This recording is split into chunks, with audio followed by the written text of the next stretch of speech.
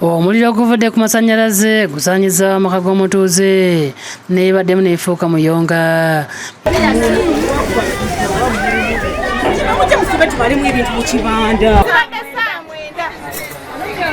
Akawaya kabadde kayita mu bbaata awo waggulu tekatandise okunyoka mpola ne gutandika ne gumala ne gukka ekizimbe kyonna ne kikwata omuliro. Abatuuze bagenze olaba omuliro gunyoka waggulu ne batandika okukola ki okuba enduulu. Ibadde ku kyalo wa Kimese mu Kyengera Town Council nga kutanze ku ssaawa nga 9 ez'olweggulo nga wadde abatuuze bakoze ekisoboka okuzikiza omuliro guno nga bakira basiwansano ku mazzi.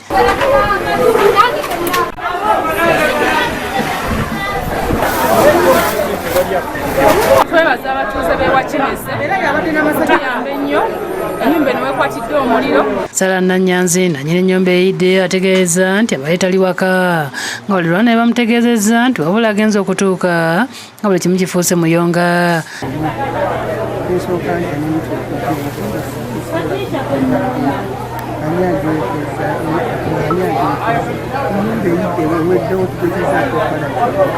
Asibye abazza kisaawe okumuyamba kubanga talina wakutandikira nga buli kimu kisirise. Expert Oganagwa ssente w'ekitundu kino asabye abatuuze okubeera abeegendeeza naddala ku ngeri gye bafunamu amasannyalaze.